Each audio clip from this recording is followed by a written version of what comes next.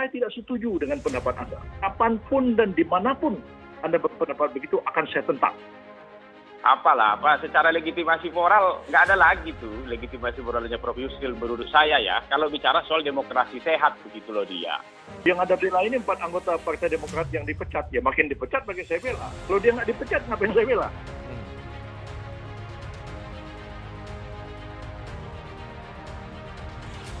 Itu soal pendaftaran perubahan ADART bab 3 pasal 10.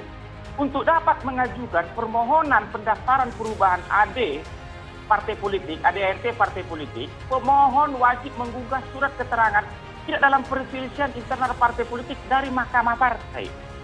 Itu. Jadi kalau tadi misalnya kader yang tidak puas di Kongres itu mensulah misalnya atau menggugat atau ingin minta direview pasal dalam anggaran dasar ya yang diputuskan di Kongres itu, terregisterlah itu di Mahkamah Partai, nggak bisa disahkan. Anggaran dasar anggaran rumah tangga itu oleh menteri. Jadi, sekarang kan persoalannya, saya belum melihat sampai hari ini langkah yang dilakukan oleh Partai Demokrat.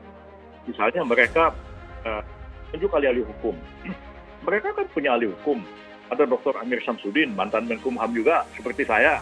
Ya. Ada Beni Harman, doktor hukum juga, ketua fraksi Demokrat.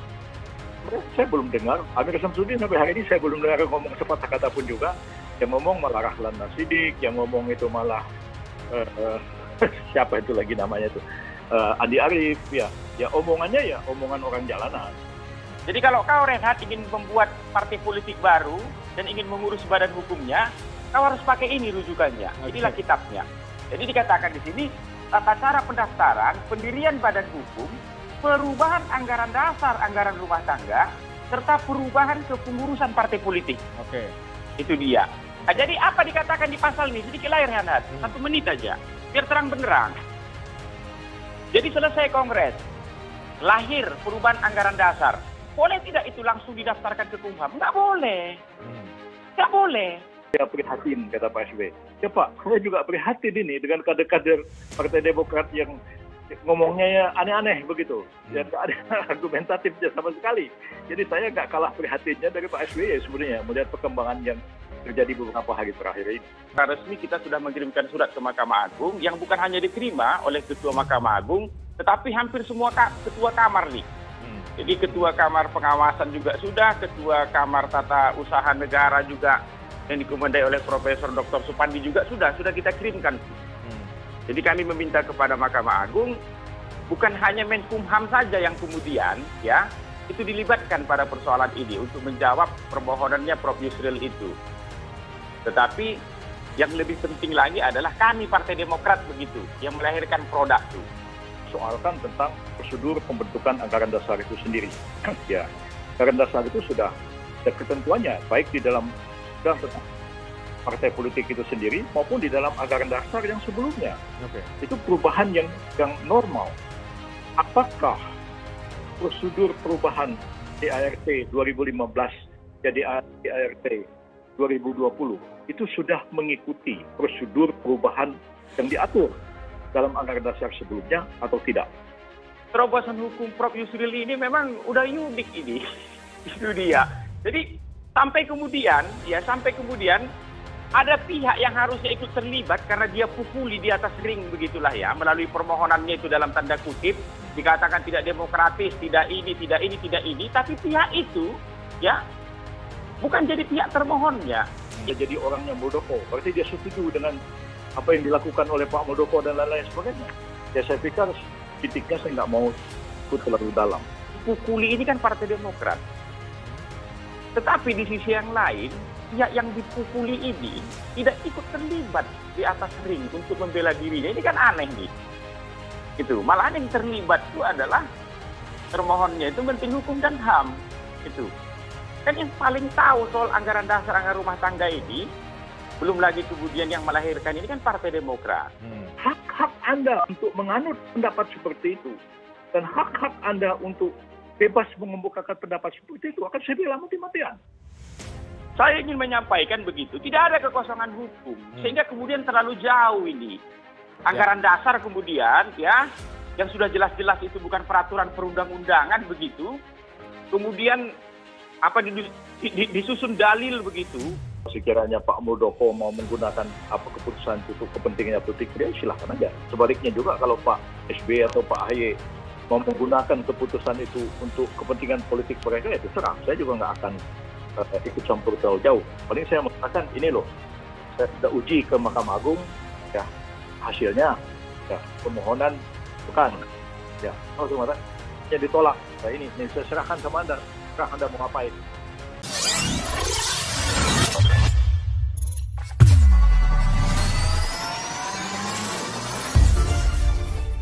Partai Demokrat meminta agar pengacara 4 mantan kader yang merapat ke Muldoko. Yusril Iza Mahendra juga menguji semua ADART partai politik di Indonesia ke Mahkamah Agung, termasuk Partai Bulan Bintang PBB. DPP Partai Demokrat masih terus berjuang untuk melakukan perlawanan terhadap begal partai politik yang ditenggarai didukung oleh penguasa, melalui Kepala Kantor Staf Presiden KSP Muldoko. Meskipun Muldoko kini menggunakan jasa pakar hukum tata negara Prof. Yusril Iza Mahendra sebagai kuasa hukumnya, tetapi kader muda Partai Demokrat tidak akan gentar. Wakil Sekretaris Jenderal Wasekjen DPP Partai Demokrat Janssen Sitindaon mengatakan, meskipun lelah dengan kondisi saat ini yang terus diganggu oleh pihak-pihak yang berupaya membegal Partai Demokrat di bawah kepemimpinan Agus Harimurti Yudhoyono (AHY) sekarang, tetapi Partai Demokrat akan tetap melawan sehormat-hormatnya sebaik-baiknya. Lelah benar dengan keadaan ini. Konsolidasi, waktu dan pikiran terganggu. Kami akan catat dengan sangat baik siapapun kalian yang mendukung pembegalan partai kami ini. Apalagi yang berasal dari luar, baik itu atas dasar, dalih dan alasan apapun. Ingatlah, kehidupan politik ini panjang saudara-saudara. Tegas Janssen Sitindaon. Janssen yang juga kader muda Partai Demokrat ini menegaskan bahwa hukum karma akan berpihak pada Partai Demokrat yang sejati, yakni di bawah kepemimpinan Ketua Umum Agus Harimurti Yudhoyono (AHY). Jika hari ini kita tidak bisa jumpa, di masa depan pasti bertemu. Satu yang tak mungkin bisa kalian lawan, muda-mudanya kader partai kami ini sekarang. Pada suatu masa, kalian pasti akan bertemu dengan mereka yang tersakiti ini. Kami tidak pernah ngurusi partai orang. Kalianlah yang mulai, demikian Janssen.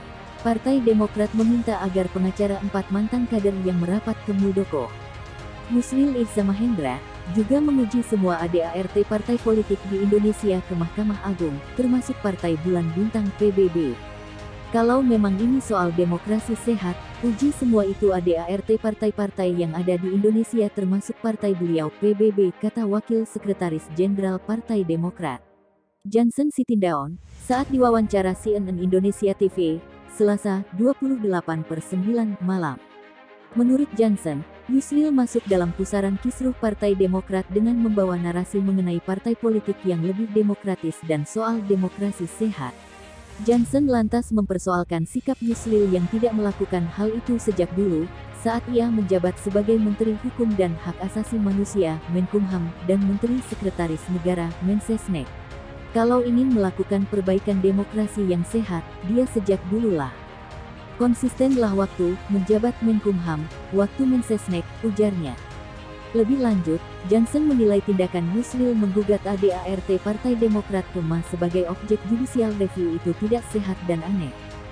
Sebab, kata Janssen, jumlah ADART yang ada di Indonesia begitu menumpuk, bahkan jauh lebih banyak dari perundang-undangan. Jika ADART bisa menjadi objek judicial review, kata dia, maka ADART berbagai yayasan maupun perusahaan juga bisa jadi target yang sama. Jangan-jangan besok digugat juga ada koperasi, yayasan. Jadi mari gunakan akal sehat karena hukum ini ada common sense, tuturnya. Janssen melontarkan komentar ini setelah kisruh Partai Demokrat memasuki babak baru. Sebanyak 4 mantan kader Partai Demokrat mengajukan uji materi terhadap ADART partai itu ke Mahkamah Agung (MA). Yusril Iza Mahendra menjadi kuasa hukumnya. Kader Demokrat lantas mulai mengkritik keputusan Yusril. Yusril tak tinggal diam dan memberikan tanggapan, serta klarifikasi mengapa dirinya mau menjadi kuasa hukum kader kubu Muldoko. Sia-sia menggunakan jurus dewa mabuk menghadapi persoalan ini. Para hakim agung tidak akan mempertimbangkan ocehan politik yang mencoba menarik-narik persoalan ini ke sana kemari, kata Yusril dalam keterangan tertulis. Walaupun begitu, ia akan tetap mencatat siapa-siapa yang mendukung pengambilalihan Partai Demokrat dari kubu AHY ke kubu Muldoko. Kami akan catat dengan sangat baik siapapun kalian yang mendukung pembegalan partai kami ini, ungkapnya. Di sisi lain, Johnson juga turut memberikan peringatan keras kepada pihak eksternal Partai Demokrat kubu AHY. Apalagi yang berasal dari luar, baik itu atas dasar, dalih dan alasan apapun. Ingatlah, kehidupan politik ini panjang saudara-saudara, jelas Johnson. Meskipun merasa lelah, Johnson meyakini jika kubu Muldoko tidak akan pernah bisa melawan para kader muda Partai Demokrat kubu AHY. Jika hari ini kita tidak bisa jumpa, di masa depan pasti bertemu.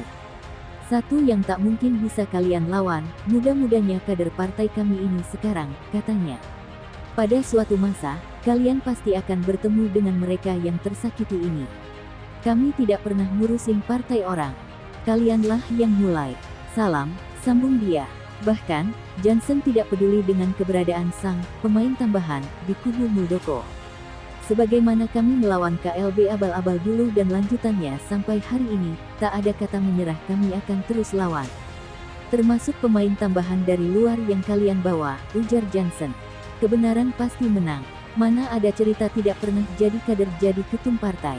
Demokrasi jenis apa yang kalian bela ini, pungkasnya.